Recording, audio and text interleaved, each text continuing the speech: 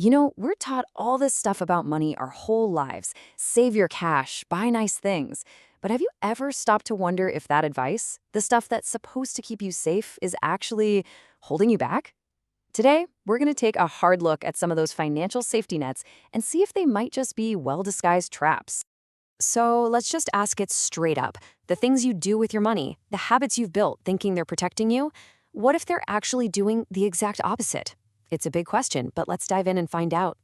All right, first up, let's talk about a mental bug pretty much everyone has, this deep-seated urge to hoard cash. You know the feeling, right? You see a big number sitting in your savings account and you just feel secure.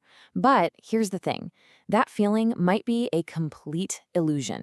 And this is the thought process, isn't it? That number in your bank account, it doesn't go down unless you spend it. It feels solid, predictable.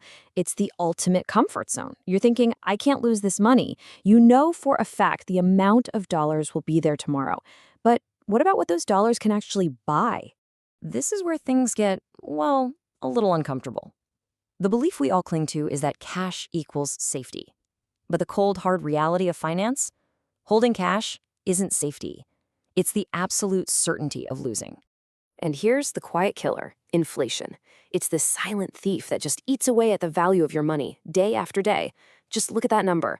We're talking about losing almost a third of your money's buying power in just 10 years. So that $10,000 you so carefully saved, a decade from now, it only buys you what $7,000 would have bought you today. Ouch. So when you really think about it, the choice you're making isn't safe versus risky. It's actually a choice between a guaranteed slow motion loss, thanks to inflation, and the potential for real gain in the market. By holding on so tight to what feels safe, you're literally choosing to lose. Okay, moving on to the next big one. This is another one of those common financial traps, and it involves one of the biggest purchases most of us will ever make, something we almost always call an investment when it's anything but. Come on, we've all heard this, and maybe we've even said it to ourselves to feel better about that giant check we just wrote. I need a reliable car. It's an important purchase. We frame it as this valuable asset, this cornerstone of our personal wealth. But let's just smash that idea for a second. The reality couldn't be more different. For pretty much all of us, a car is not an asset. It is a straight-up money pit. It's constantly thirsty for more of your money, gas, insurance, maintenance, repairs, all while its actual value is just tanking. And here's why. It's actually super simple. A car is the textbook definition of a depreciating asset. It is designed to lose value over time. Unlike a real investment that you hope will grow, a car starts bleeding money the second you drive it off the lot. It's a tool, sure, a useful one, but an investment?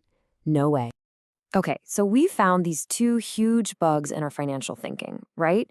Hoarding cash and treating a car like an investment. So, how do we fix it? What's the solution? Well, it's not some complicated spreadsheet or a fancy new app. It's about installing a simple but incredibly powerful mindset patch. This is it. This is the big one. If you take one thing away from this, let it be this idea right here. This single shift in perspective can fundamentally change your entire financial life. Stop obsessing over the number of dollars and start thinking about what money really is, your time converted into paper. So what does that actually mean to measure wealth in time? It means you stop asking, how many dollars does this cost? And you start asking, how many hours of my one precious life did I have to trade to get this? And even more powerfully, you start asking, how much of my time can my money buy back from me? And it all boils down to these two completely opposing philosophies. Most people are stuck over on the left in a constant loop of trading their finite time for money. The big mindset patch, the shift, is to start thinking like the wealthy, who use their money as a tool to reclaim their single most valuable and non-renewable asset, their time. And look, this isn't some fantasy for billionaires. This is something you can start doing today, right now. Could you pay someone to deep clean your house for a few hours a month? Can you use a grocery delivery service to save you that 2-hour trip to the store every single weekend?